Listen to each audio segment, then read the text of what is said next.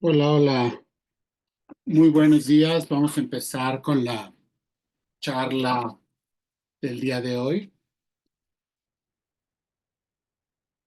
Hace un mes empezamos a revisar los axiomas de AA desde una perspectiva neuropsicológica.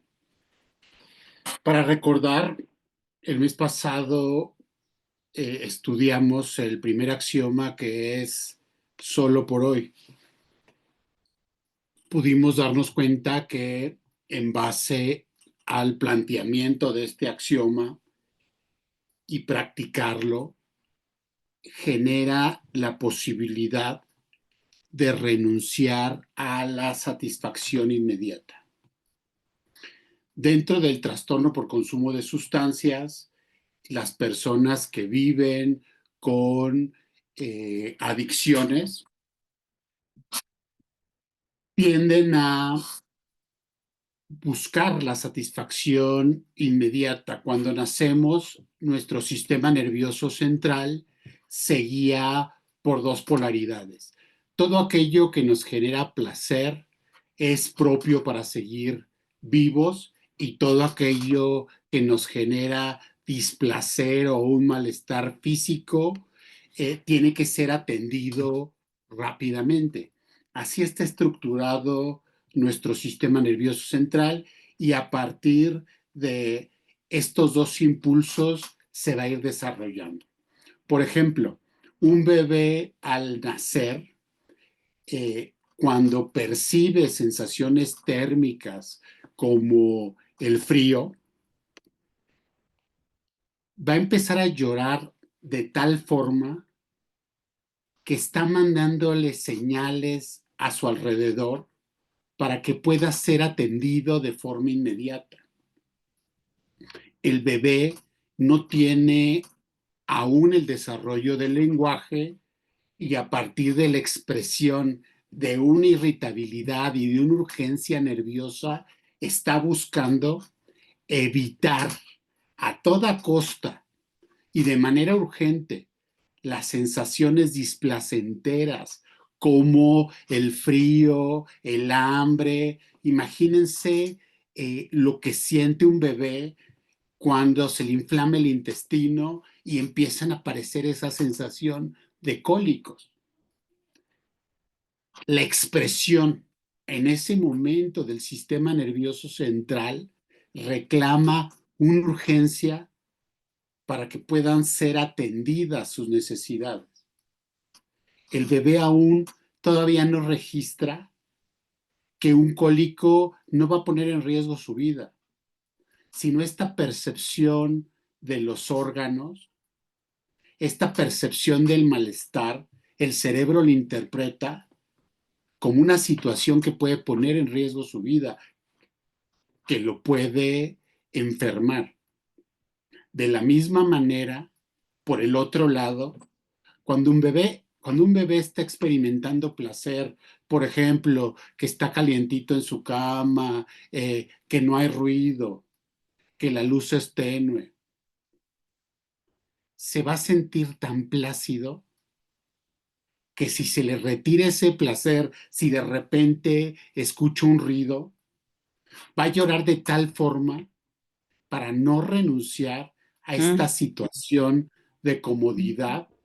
Yo te ayudo, yo sé. Es muy fácil, nada más.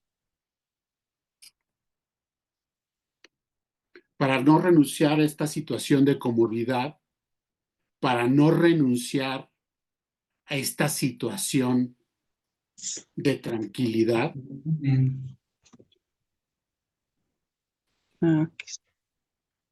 Ya.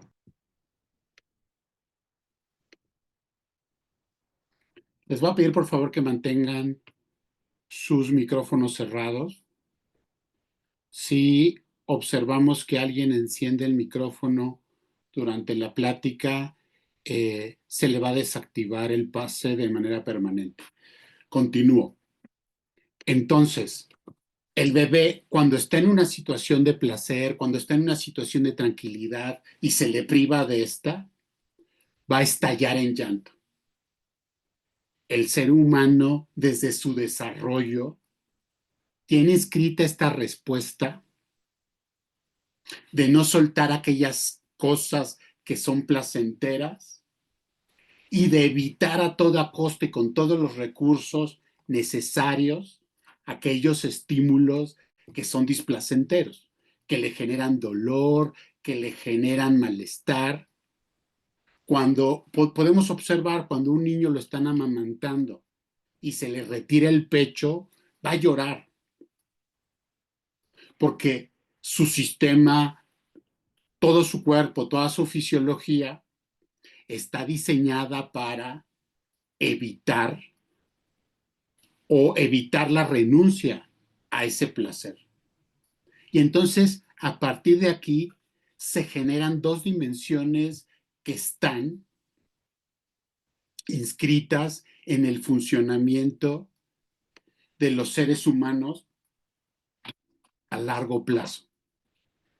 El aproximarse hacia el placer y el evitar a toda costa la renuncia del mismo. Entonces, a partir de esto,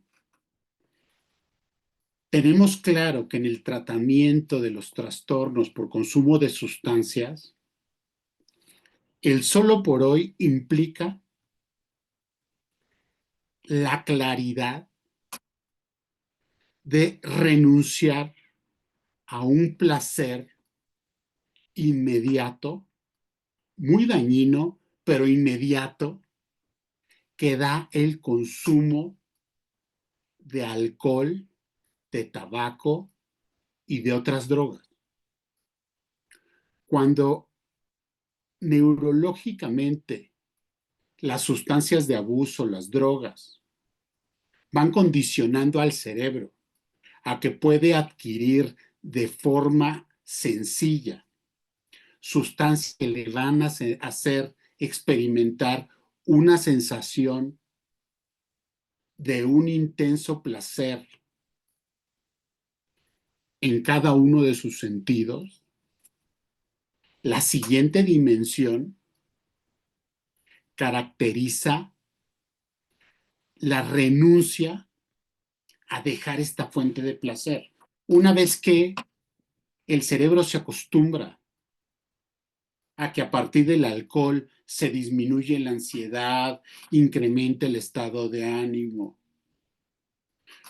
pasan las preocupaciones, hay una sensación de festividad, hay una inhibición o hay una desinhibición,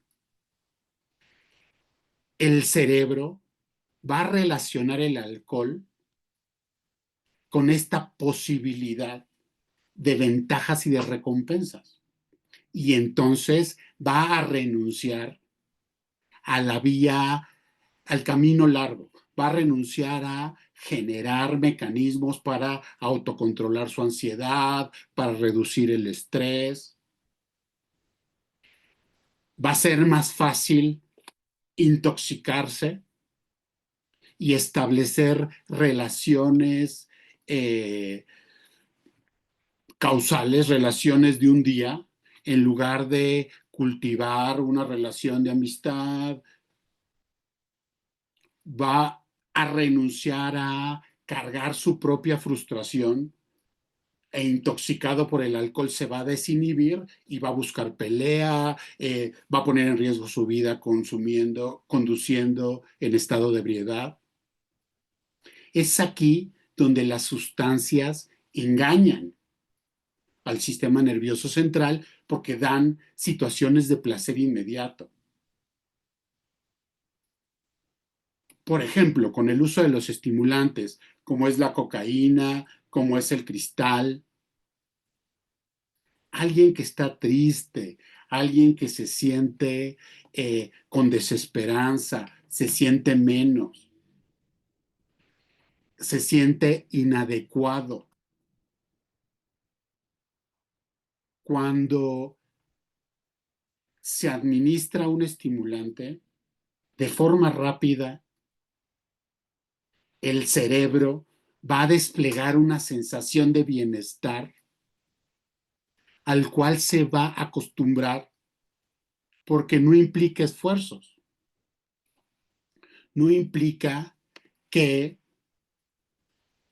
busque la solución por el camino rápido a partir de generar más ingresos, mejorar sus relaciones sociales, estudiar, adecuarse a una rutina de disciplina. Que todos estos hábitos generan placer, pero a largo plazo. Las personas que han hecho ejercicio saben que los primeros días, en lugar de experimentar una sensación de placer, es todo lo contrario. Se experimenta un dolor muscular, un malestar por la deshidratación, por la habituación del cuerpo, hasta que poco a poco, a partir del tiempo, a partir de que el cerebro se estabiliza, se acostumbra al desgaste, empieza a generar sustancias como es la oxitocina, como son cannabinoides naturales, como son opiáceos naturales, orexinas, vamos, una serie de hormonas que a lo largo de la disciplina, a lo largo de estar insistiendo un hábito, van a generar la misma satisfacción. Entonces, si al cerebro de los seres humanos lo pones a elegir la vía disciplinada, la vía constante, la vía a largo plazo, o la resolución inmediata de estas necesidades con el menor costo posible y una ganancia de placer,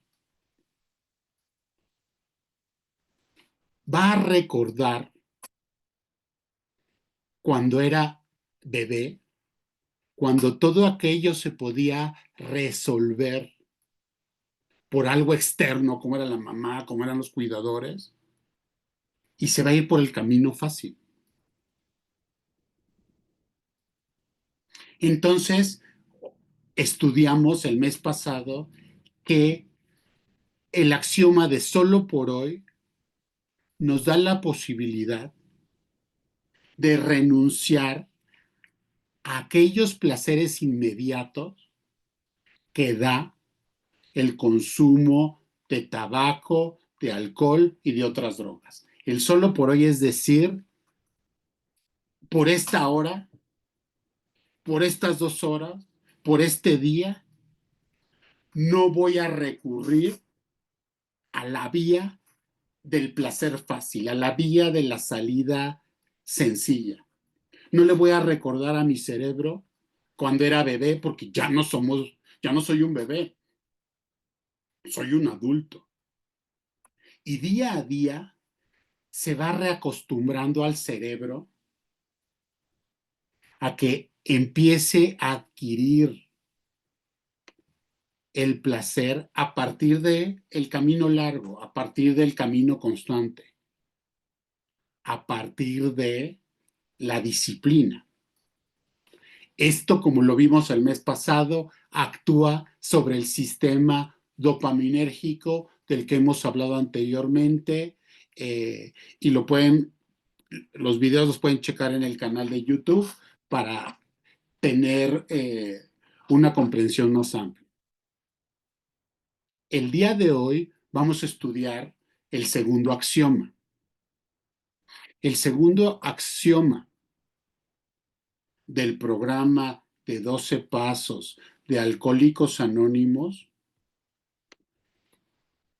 dice, poco a poco se va lejos. Esto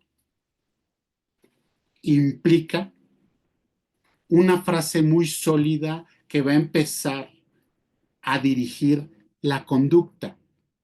Se puede traducir con toma las cosas con calma. Les pido que para ir comprendiendo cómo este axioma impacta en la rehabilitación neurológica, recordemos que lo que les comentaba, el cerebro de los bebés quiere que se les resuelvan las situaciones de placer y de displacer de forma rápida. Esto es muy importante. Acceder al placer de forma rápida es algo que se presenta en todos los trastornos por consumo de sustancias. Si una droga de abuso no generara efectos placenteros, intensos, a corto plazo, no tendrían el impacto que tienen en la salud pública.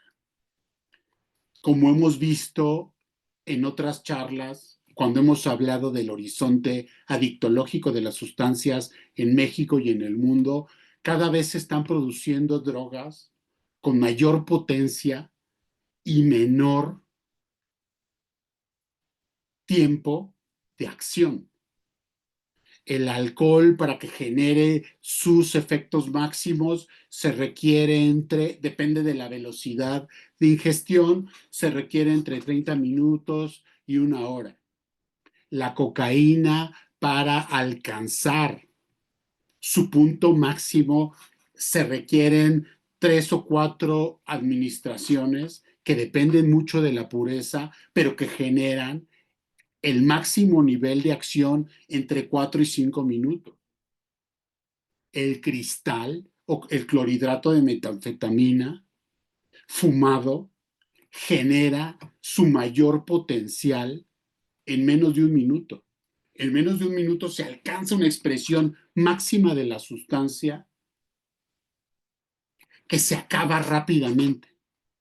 Entonces le da al cerebro una potencia inmediata, rápida, intensa, pero se la quita también en minutos, por lo que el usuario tiene que volver a consumir, y se genera la autoadministración compulsiva que también hemos estudiado anteriormente y que pueden ver esos videos en YouTube.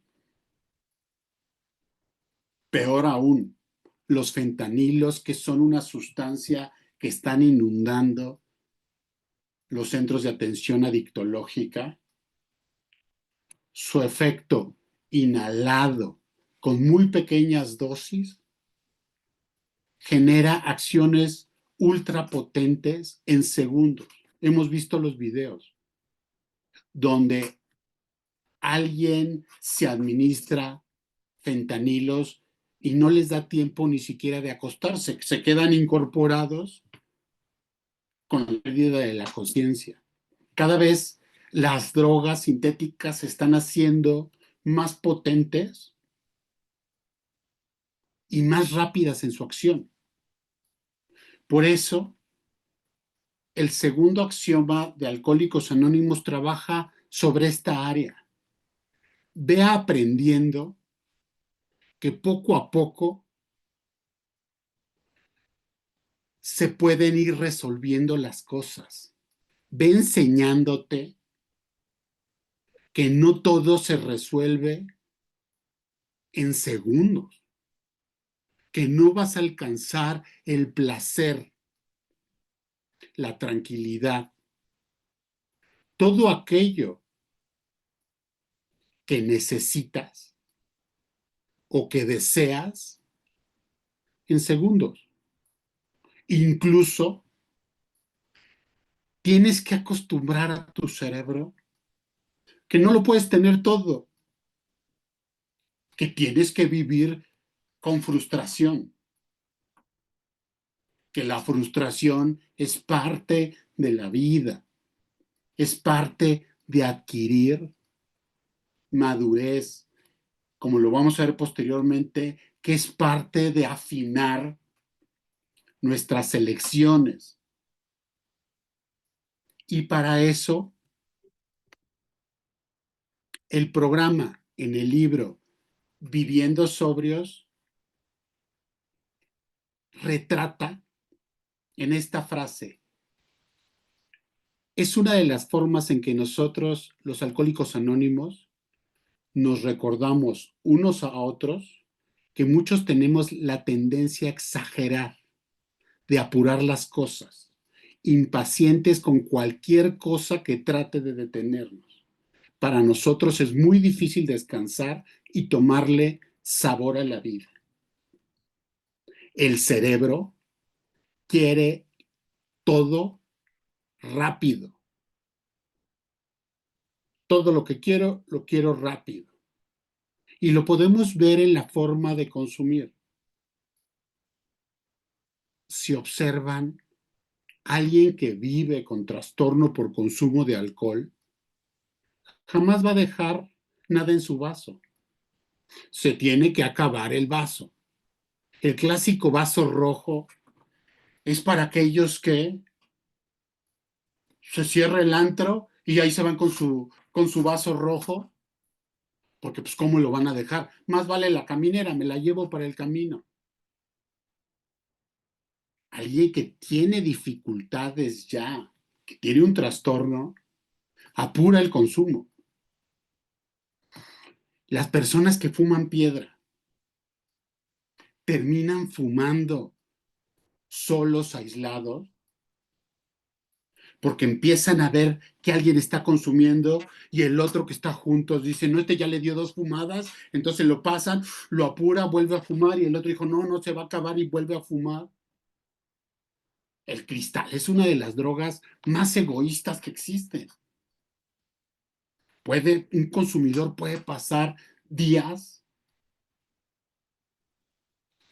e incluso cuando ya no tiene piedra, le empieza a buscar en la alfombra.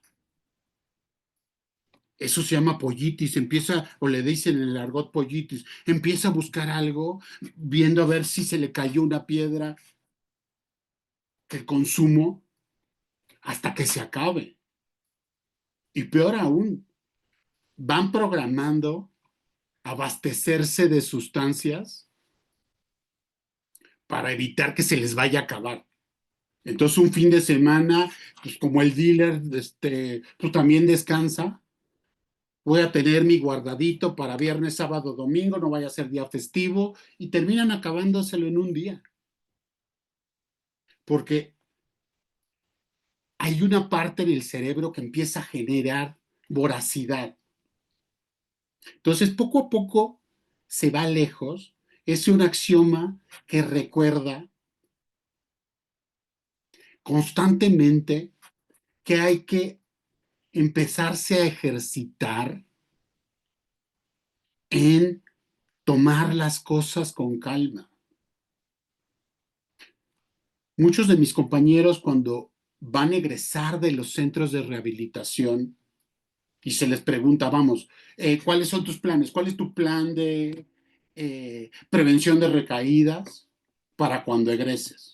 No, bueno, pues yo voy a salir, me voy a levantar temprano, de 7 a 7:30 me voy a lavar los dientes, 8, entonces voy a entrar a la universidad, voy a estudiar, voy a hacer veranos, voy a hacer cursos, después voy a salir, voy a ir al gimnasio, voy a tener una... Entonces, oye, ¿ya está tan saturado tu día que vas a generar una frustración y falsas expectativas en tus familiares? Lo que te va a debilitar y vas a generarte una recaída. Un programa de prevención de recaídas es más sólido entre menos actividades tenga, porque eso refleja que un usuario de sustancias psicoactivas tiene claro que en su internamiento entendió que los hábitos se generan en la persistencia, que la disciplina implica muchas veces renunciar a la satisfacción inmediata. Nadie quiere nunca estar internado, porque eso implica levantarse temprano, asearse, tender su cama, desayunar, comer y cenar a una hora, ejercitarse. Oiga, pero ¿por qué eso sería malo para alguien? Porque alguien que vive con adicciones en su cerebro, la disciplina, lo cotidiano, esperarse del desayuno a la comida, implica renunciar a los placeres inmediatos. Y es ahí cuando les dicen a sus familiares, papito, papito, sácame, porque aquí me están maltratando. Los centros de atención que están conectados solo pecan de una cosa, de ser aburridos, de que un día sea igual al otro. Y es ahí cuando los usuarios dicen, oye, es que esto ya no me está abonando, papá. Es que pues esto ya es tedioso, siempre es lo mismo. De eso se trata. Se trata de disciplinar, de reeducar a tu cerebro, que no todos los días van a ser una gran aventura, como cuando consumías cristal, que no todos los días implican arriesgar tu vida. Que tu cerebro se acostumbre a que la disciplina es monótona. Sí, es monótona. Que la tranquilidad que te lleva a la estabilidad implica acostumbrarse a vivir sin sobresaltos.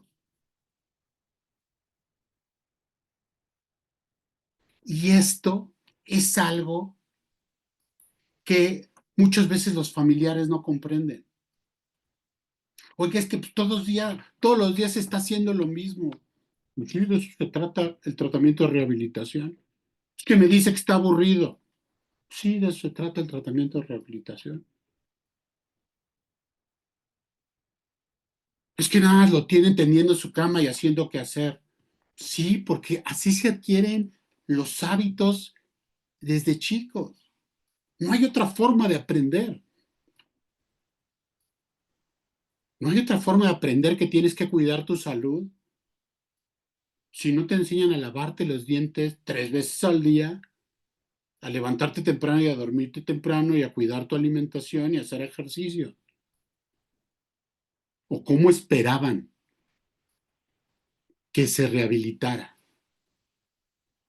A partir de psicoterapias que implicaran conceptos tan profundos como el maestro Yoda. No, es poco a poco. Los hábitos saludables son poco a poco.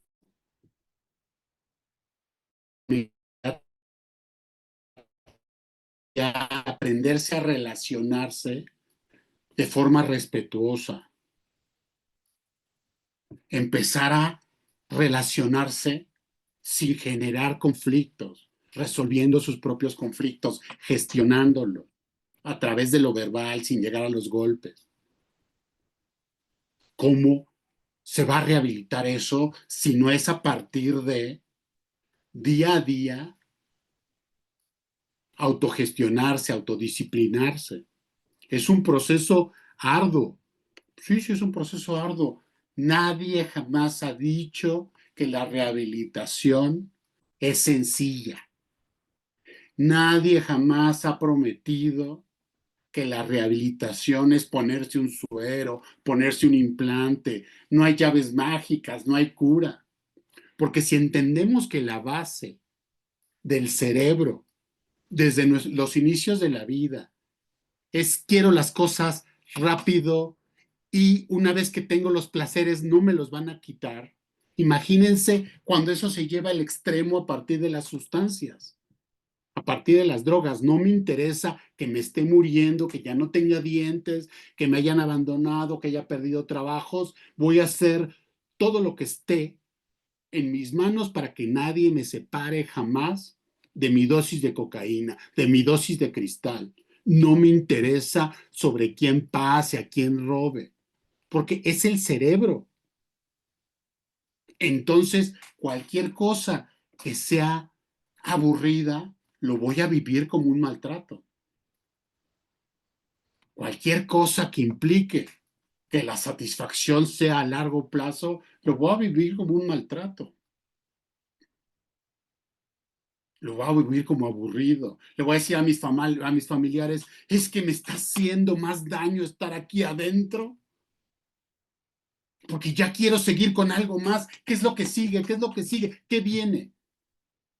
Y entonces, ¿qué te parece si empiezo a trabajar, si hacemos esto, si tenemos este acuerdo? Calma. Ahí eso es una expresión del trastorno. Si ya quieres pasar a lo que sigue, hay que revisar algo. Sinceramente, yo no comprendo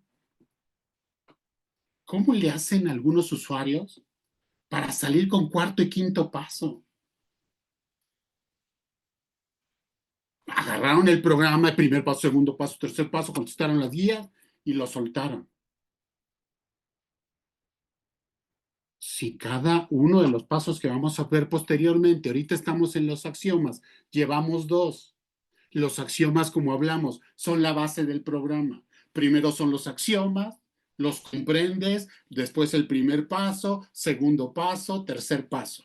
Ya los comprendí. Primero hay que vivir los axiomas, luego me aviento un primer paso, segundo paso, tercer paso. No, pues salen con cuarto y quinto. Ya están listos para un 12avo. Los mandan a servicios.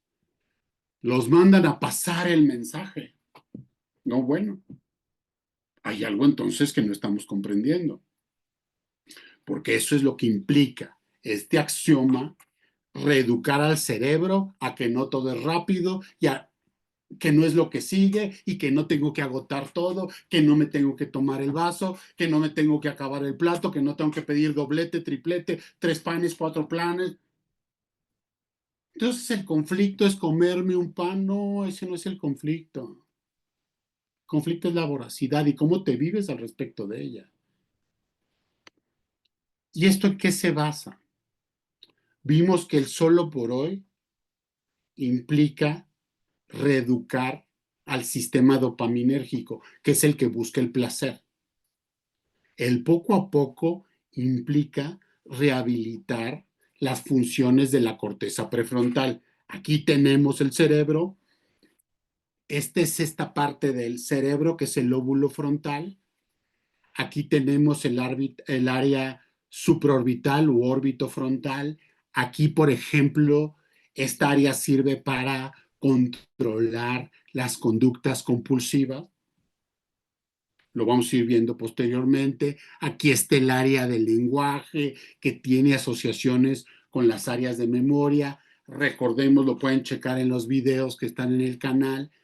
El sistema dopaminérgico tiene 2 áreas o 2 vías. Una de ellas tiene conexión con esta parte del cerebro y entonces es la conexión donde, recuerden lo que hemos estudiado, sentimos, el ser humano siente con la parte más primitiva del cerebro, menos evolucionada del cerebro.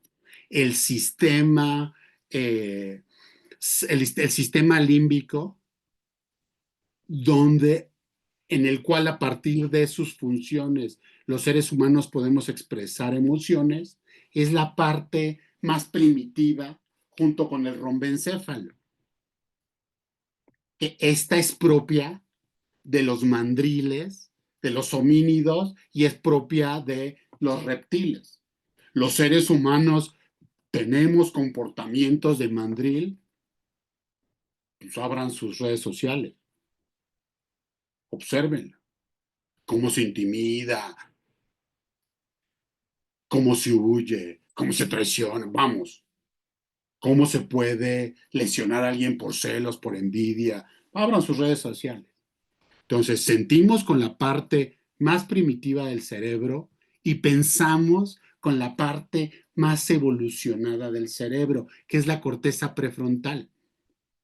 La corteza prefrontal es la variante neurológica que no tienen los homínidos, que no tienen los changos, que no tienen los monos. Esta área se caracteriza por neuronas altamente especializadas, las neuronas en espejo y una serie de especializaciones que nos ayudan a controlar los impulsos. La corteza prefrontal nos ayuda a sostener la atención, la concentración, la memoria, el afecto, ir teniendo una narrativa, aspectos de la personalidad, de la conducta, tiene conexiones con las áreas motoras. Es la computadora central. Es una área súper especializada que da una serie de elementos y una serie de funciones que hacen al cerebro de los seres humanos adaptativo, con la capacidad de aprender, con la capacidad de interpretar la experiencia, de irla sistematizando, de irla analizando, de generar sistemas morales, sistemas éticos. Lo devastador es que el alcohol, el tabaco y las drogas de abuso, lo primero que afectan, como lo hemos visto anteriormente, es el área de la corteza prefrontal. Por su conexión dopaminérgica al incrementar la liberación de dopamina, de las primeras cosas que empiezan a disfuncionar es la desconexión con el área más racional del cerebro, lo que nos deja a merced de las áreas más primitivas de nuestro funcionamiento, ya que la corteza prefrontal sostiene los procesos de atención, concentración y memoria. Cuando se ve alterada por el consumo de sustancias, impresiona con un grave déficit. Por eso se confunde mucho con el trastorno por déficit de atención e hiperactividad, porque alguien que vive con adicciones le cuesta mucho trabajo mantener el foco en tareas específicas y sobre todo sostener la atención. Por eso parece que se les está hablando y no escuchan. Tratan de verte fijamente, pero pasa algo por atrás y perdieron el foco. O pueden verte fijamente, les preguntas qué entendiste, perdón, me fui, estaba generando, estaba viendo, estaba pensando. Por eso las juntas de AA, uno habla y los demás escuchan, porque eso da pie a mantener el foco, a mantener la atención, a procurar sostenerla, y es un esfuerzo continuo. La corteza prefrontal nos da la posibilidad de diferenciar la información relevante de la aquella que no es relevante. Por ejemplo, vamos conduciendo. Podemos tener la atención en el carro de enfrente. Sin embargo, si en el campo visual observamos algo que parece una pelota que se va a intervenir en el camino del automóvil, vamos a frenar porque sabemos que detrás de una pelota viene un niño. O sea, sin la necesidad de estar viendo hacia los lados, hay una parte del campo visual que tiene la concepción, esta idea, detrás de una pelota viene un niño. Entonces, al ver la pelota, el cerebro se conecta directamente con los reflejos y frena.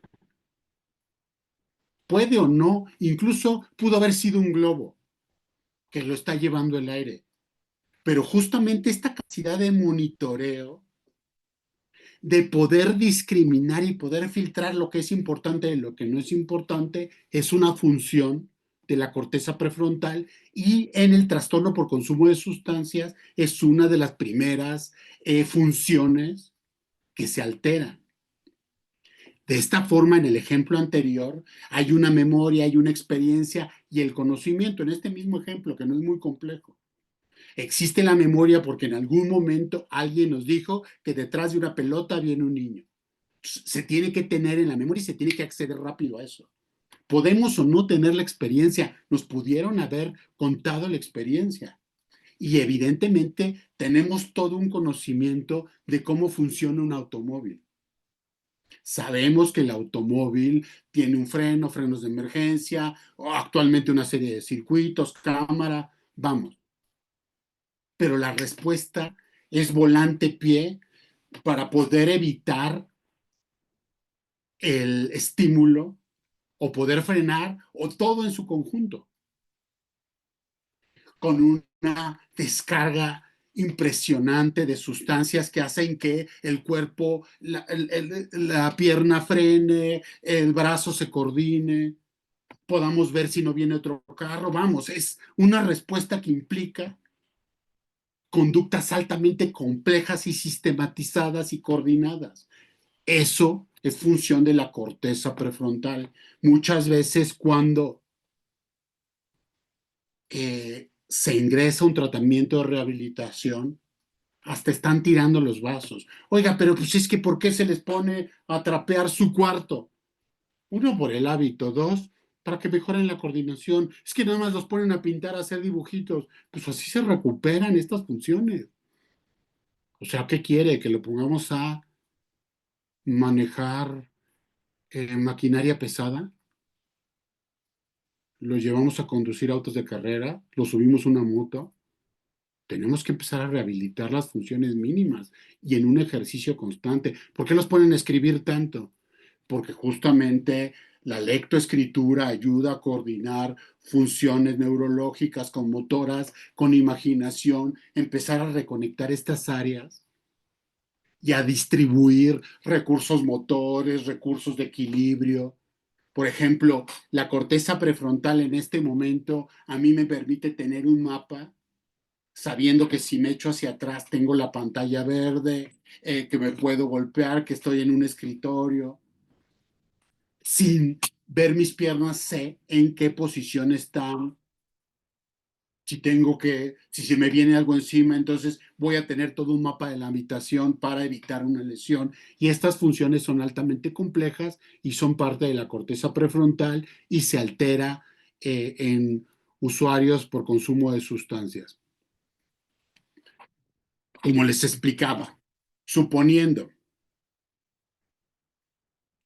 en otro ejemplo, en el ejemplo de que algo se me viene encima. Estoy charlando aquí con ustedes, estoy viendo a la cámara, tengo claridad que hay un micrófono.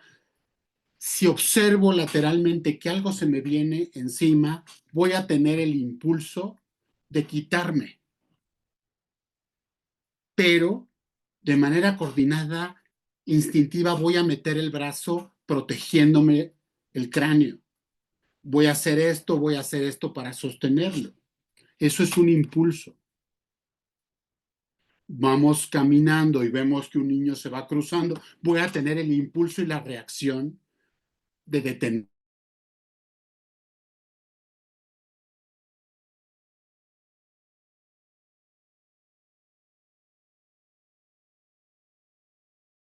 las drogas.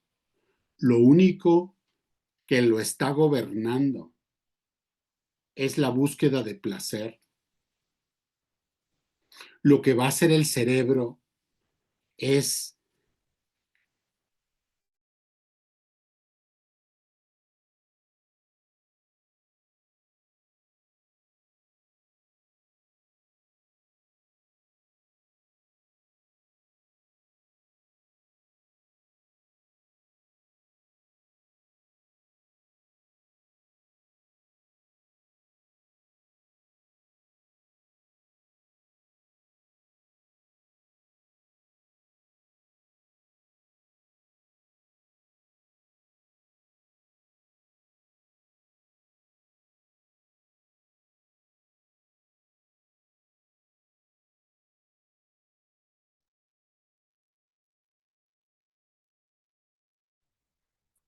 Perdón, estamos presentando un problema técnico. Denos un momentito para continuar con la conferencia, por favor. Gracias.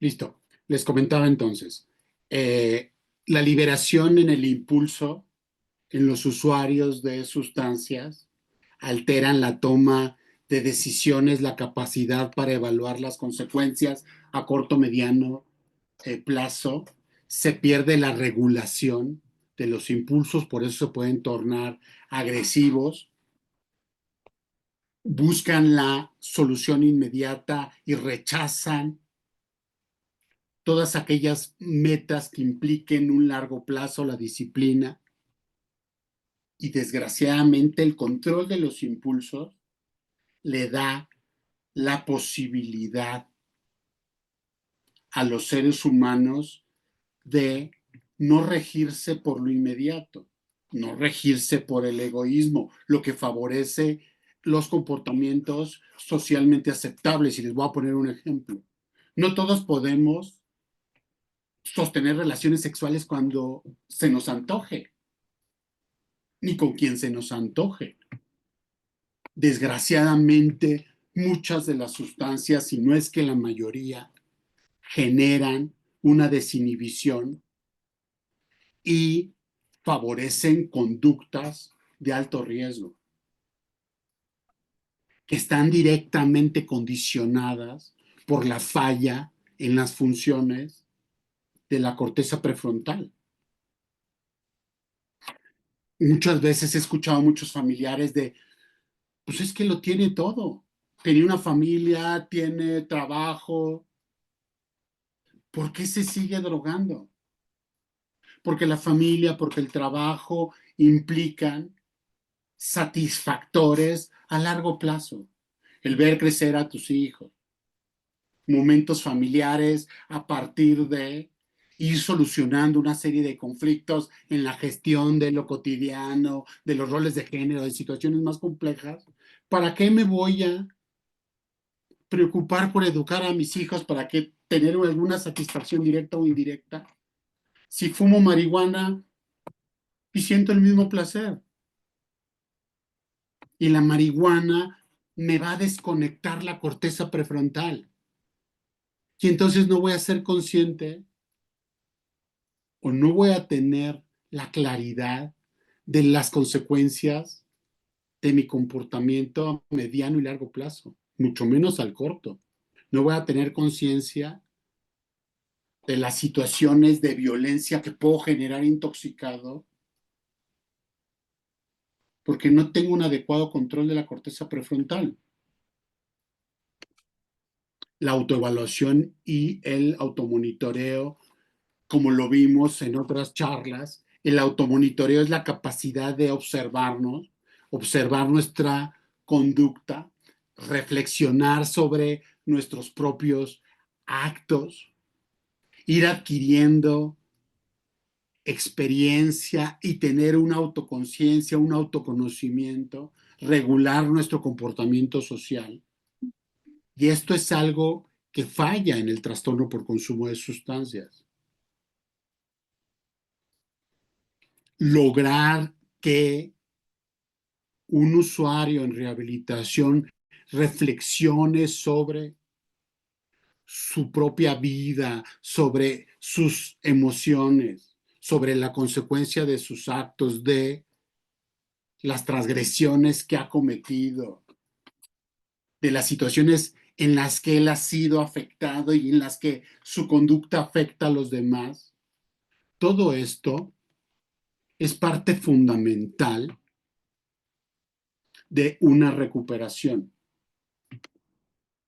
Las funciones intelectuales superiores implican el lenguaje, la orientación, la sensopercepción,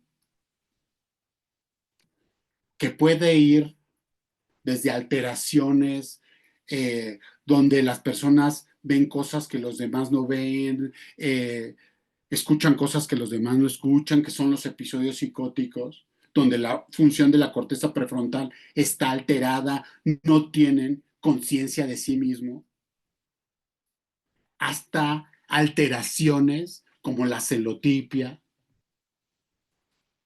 Muchos de los usuarios tienen problemas en el lenguaje, tienen mucha dificultad para leer, para escribir, para la coordinación motora, para la coordinación fina,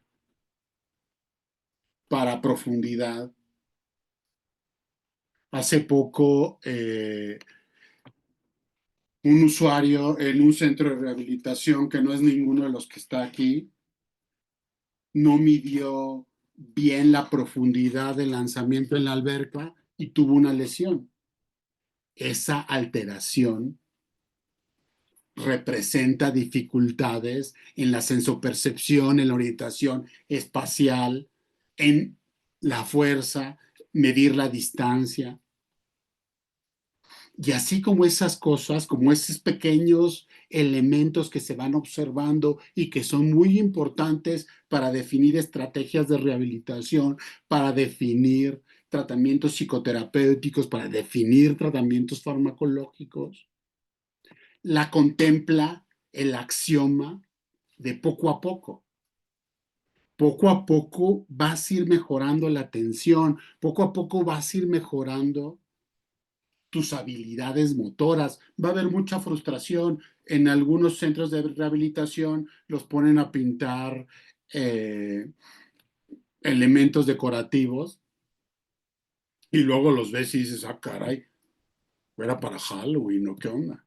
Porque hay falta de coordinación, porque hay dificultades para seguir la línea, para presionar el pincel, es psicomotricidad fina. Y es muy interesante ver cómo fueron sus primeros trabajos manuales y ya cuando van a egresar, cómo fueron recuperando. Esas actividades tienen un sentido. Pero también es muy común que cuando se sientan a hacerlo, se frustren, lo boten y digan, ya no, porque yo quiero que me quede bonito a la primera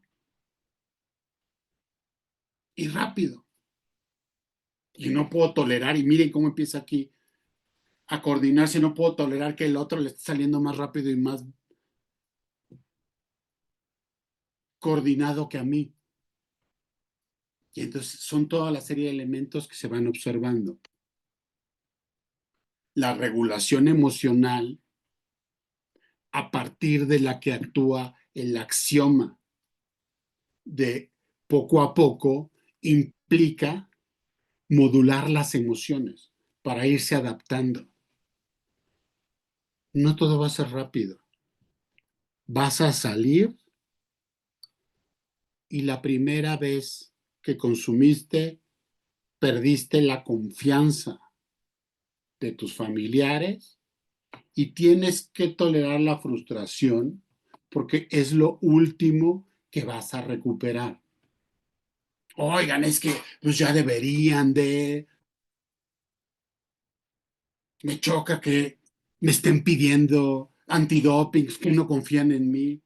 Hay que tolerar esa frustración. Claramente, el ejercicio de tener la paciencia y la humildad de decir, vamos, o entrego la muestra de orina, porque eso a mí me afirma en que soy confiable. Y al otro le da la posibilidad de saber que si estoy enojado, no es porque haya consumido, es porque estoy aprendiendo a tolerar mi frustración. El poco a poco, el axioma, poco a poco, tómalo con calma, le da la posibilidad al usuario de empezar a modular estas reacciones intensas, amar con pasión y creer que es el amor de mi vida, juntos por siempre, ya, ya, o odiar a muerte a alguien, eres mi amigo, eres mi enemigo, estar súper, súper, súper optimista o estar profundamente desanimado, poco a poco, poco a poco. No sé, es que lo quiero ya. Hay que reducir la intensidad de forma consciente de tu vida emocional. Poco a poco uno logra adaptarse. Cuando alguien está 3, 4 meses, lo que sea, en un centro de rehabilitación, todo fuera continúa. Y el usuario en el proceso de reinserción tiene que ir adaptándose secuencialmente a la velocidad normal de la familia, social, del trabajo. Es secuencial. Por eso, no es recomendable que salgan con un pliego de 15 actividades. No, tómate la primera, la segunda semana, pues para adaptarte nuevamente a tu casa, a la rutina. Tú te tienes que adaptar a ellos, eso también cambia. Alguien que vive con trastorno por consumo de sustancias hace esfuerzos desesperados para que el mundo se adapte a ellos. Es que no entienden mis emociones, es que debieron de hablar conmigo antes de traerme de forma involuntaria a un centro de rehabilitación. Oye, y si hubieran hablado contigo, hubieras aceptado el tratamiento de rehabilitación. No, bueno, pero pues al menos hubieran hablado conmigo. Ah, lo que tú estás buscando entonces es que tu familia nuevamente se adapte a ti. Es todo lo contrario. Poco a poco, tus emociones, tu conducta se tiene que acoplar a que tú te debes de adaptar al mundo. El mundo jamás se va a adaptar a ti. Y esta reducción debe de ser consciente y continua. De las últimas funciones que se rehabilitan es la empatía y la toma de perspectiva. Es que todos los adictos son egoístas, egodistónicos, egotistas, egocentristas. No, hombre, qué feo se escucha, pero eso es un síntoma.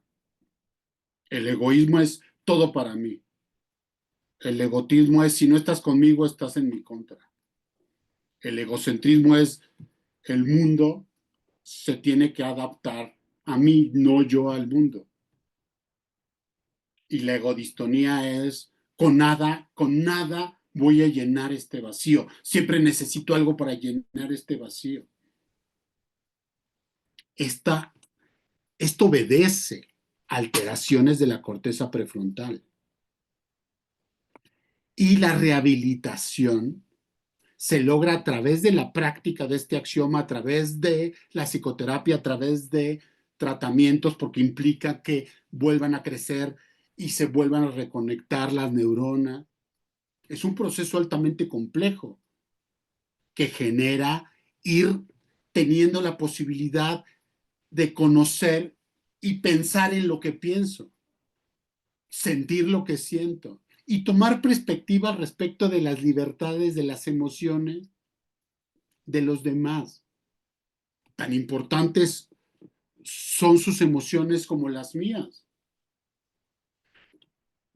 Se comete un error cuando el usuario sale en una posición de poder. Es importante que yo no consuma, entonces son muy importantes mis emociones, se perpetúa el egoísmo, pero también es igual de nocivo cuando se sale un escalón abajo de la familia, tus emociones no importan, estás castigado, eres un adicto subhumano que no puede tomar decisiones, toda esta serie de cosas que abruman y que al final entorpecen la rehabilitación de esta función que se basa en ir buscando un equilibrio. Es importante tu seguridad como la mía. Es importante tu salud mental como la mía. Lo más importante es que te mantengas en abstinencia y es importante para mí porque te amo y entonces no voy a permitir que esto avance. Cuando hay una pregunta muy relevante durante las evaluaciones, ¿te imaginas lo que sintieron tus familiares? ¿Te imaginas todo lo que tuvieron que pasar tus papás para tomar la decisión de internarte? Cuando el usuario empieza a responder, es que debieron, no, ya uno no insiste, esta función No está presente.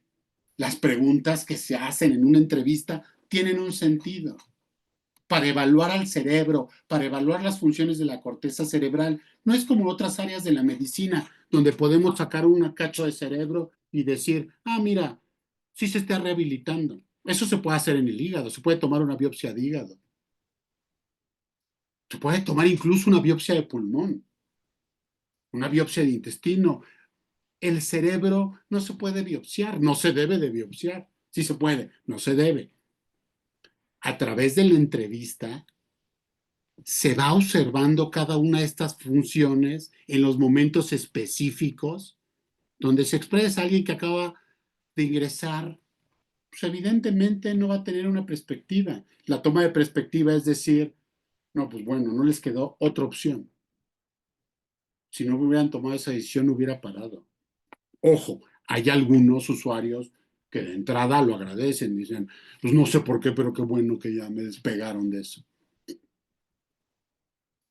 Es que las recaídas son nocivas. No necesariamente. En el grupo de los martes hemos podido estudiar, escucharnos,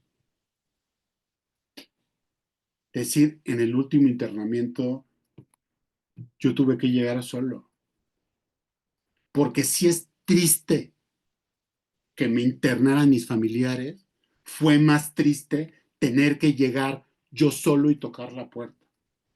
Es duro, durísimo, pero ahí se observa que ya hay una empatía, que ya hay una toma de perspectiva, que ya hay una conciencia de enfermedad. Oye, pero fueron 15 internamientos. Nadie dijo que esto fuera fácil. Nadie dijo que en la rehabilitación la recuperación sea la regla.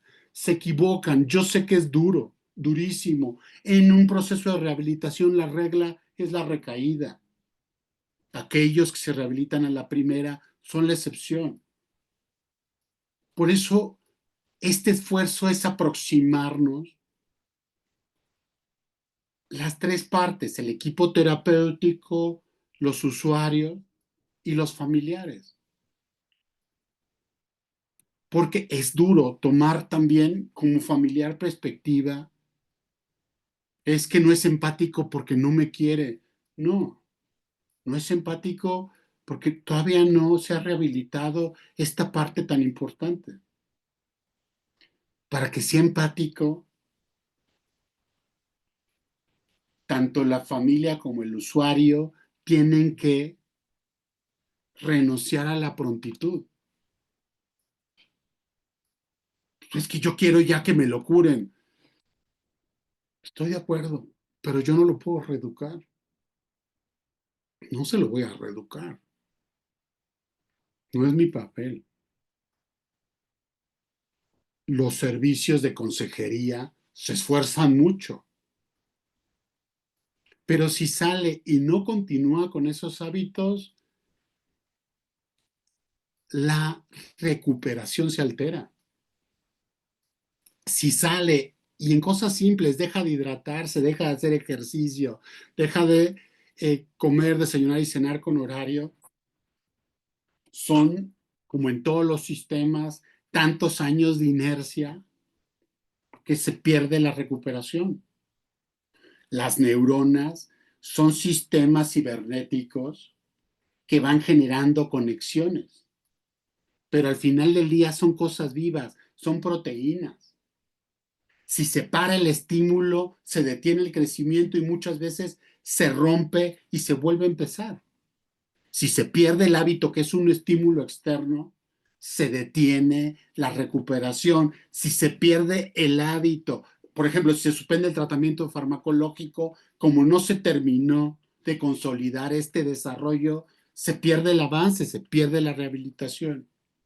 Por eso, los medicamentos psiquiátricos no actúan de un día a otro. Los medicamentos psiquiátricos tardan semanas en actuar.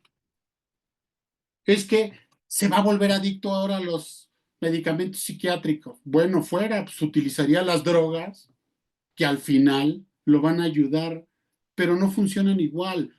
Yo empleo cocaína y ya hablamos, en segundos tengo el máximo efecto. Tomo un antidepresivo y por ahí de la tercera semana empiezo a sentir una disminución en la intensidad de los síntomas, no una sensación de mejoría. No es la píldora de la felicidad. Bueno, fuera. No son píldoras de olvido, no son píldoras de educación. La empatía y la toma de perspectiva son de las funciones de la corteza prefrontal que se recuperan hasta el último.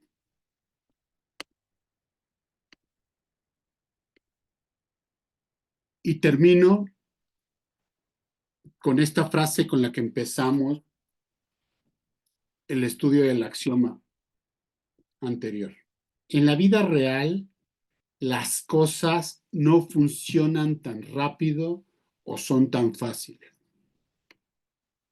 No podemos ser todo de la misma forma que no podemos tenerlo todo. Pretender tenerlo todo es un deseo infantil que solo se abandona de mala gana con la sobriedad. Vamos a ir construyendo la comprensión de estas frases, y hoy ya tenemos 2 elementos para aproximarnos a una comprensión en conjunto. Desde el punto de vista de la psiquiatría, desde el punto de vista de la familia y desde el punto de vista de los usuarios. Vamos a dar paso a una serie de preguntas de unos cuantos minutos. Les informo que esta plática está siendo grabada. Si no quieren que aparezca su imagen, no prendan su cámara, pueden mandar las preguntas a partir del chat. Si no tienen ningún problema en que aparezca su imagen, pueden prender su cámara o a partir del micrófono. Damos unos minutos para las preguntas.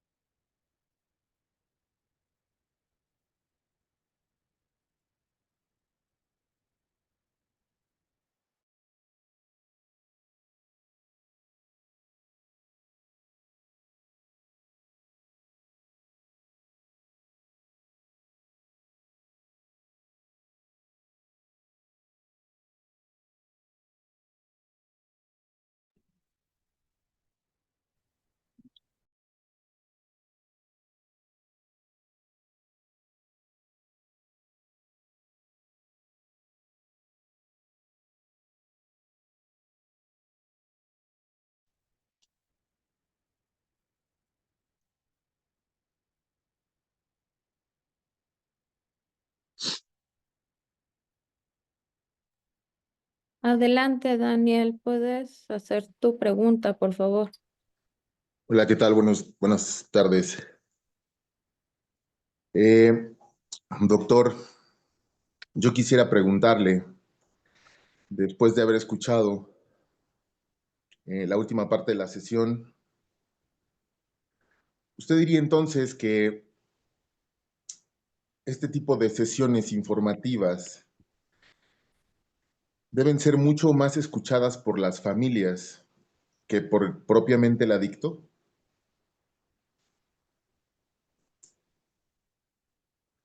¿Le funciona más a una familia conocer de axiomas después de un proceso de rehabilitación con su familiar que propiamente al adicto? Este mensaje debe llegar mucho más claro a la familia que propiamente al adicto. Gracias.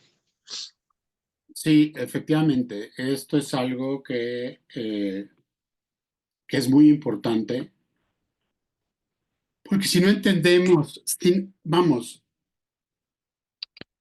tanto el equipo terapéutico como los familiares como los usuarios tienen que tener muy claro cada uno de los objetivos en cada una de las fases de rehabilitación.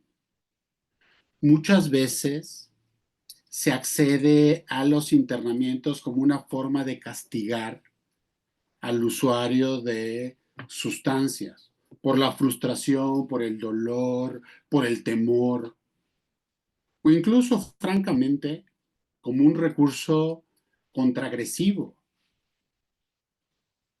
Es muy importante restablecer estos objetivos para de la misma manera ir restableciendo las dinámicas que en las familias pueden ser muy disfuncionales. Por otra parte, existe muchísimo desconocimiento por la dificultad que existe en integrar distintos tipos de atención. Este esfuerzo, el esfuerzo en estas pláticas es poder generar un sentido común entre el programa de AA, que puede ser muy cuestionado, pero que es una parte nodal del tratamiento desde el punto de vista psiquiátrico y las expectativas de los familiares ante una rehabilitación.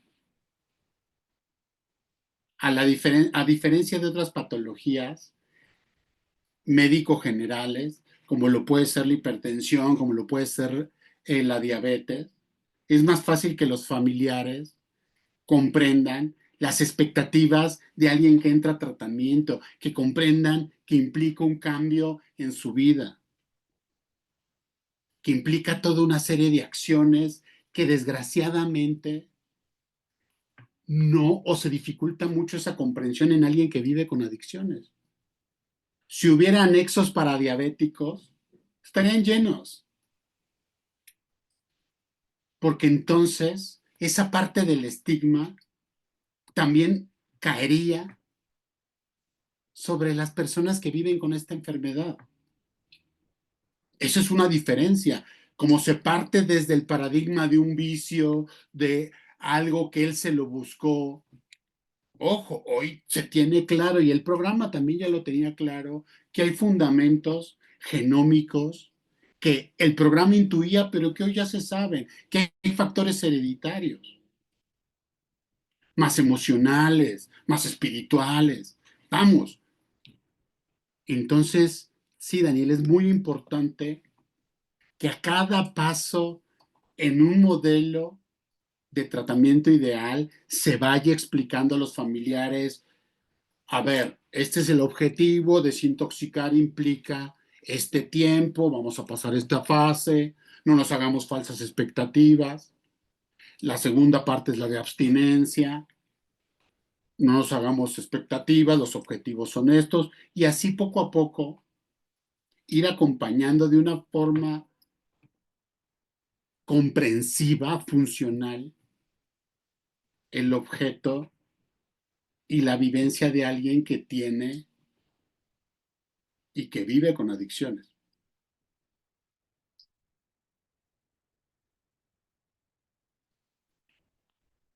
¿Alguien más quiere preguntar? ¿En cuánto tiempo se quita? Buenos días, soy Esmeralda y tengo una pregunta. ¿En cuánto tiempo se quitan los daños cerebrales al consumo del cristal? Es muy importante para esta pregunta tener claro distintos aspectos. El primero, la edad. La edad en el inicio del consumo y la edad al momento de el tratamiento. Segundo punto, la intensidad del consumo. No es lo mismo consumir una vez al día que consumir un año diario hasta pues, prácticamente caer rendido de sueño. Situaciones paralelas como si hay alguna enfermedad agregada, vamos, todo esto nos hace tener claro y particularizar a qué nos estamos enfrentando. En promedio, hablamos que la recuperación de las funciones neuropsiquiátricas que no son permanentes, que no han pasado a neurodegeneración en un usuario de cristal que se mantiene en tratamiento, puede llevar de 2 a 6 años de abstinencia. Ojo, siempre y cuando no haya existido neurodegeneración. Los invito a ver la plática de neurodegeneración que está en el canal de YouTube. Si hay neurodegeneración, esas funciones ya no se van a rehabilitar. Esas funciones se diagnostican a través de un electroencefalograma, de estudios de imagen, de estudios neuropsicológicos. Y eso nos dice si hay un nivel de deterioro. Si hay ese nivel de deterioro, lo que se puede hacer es detenerlo para que ya no siga progresando y rehabilitar las funciones accesorias para compensarlo. Ojo, con una perspectiva limitada de esta rehabilitación. Si no hay daño, poco a poco se trata de cuidar tu sobriedad, de mantenerte en abstinencia y vas a lograr la recuperación de esas funciones. Gracias. De nada.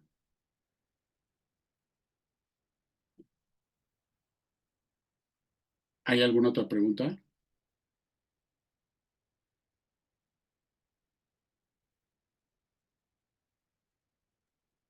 Ya no hay manos levantadas ni en el chat.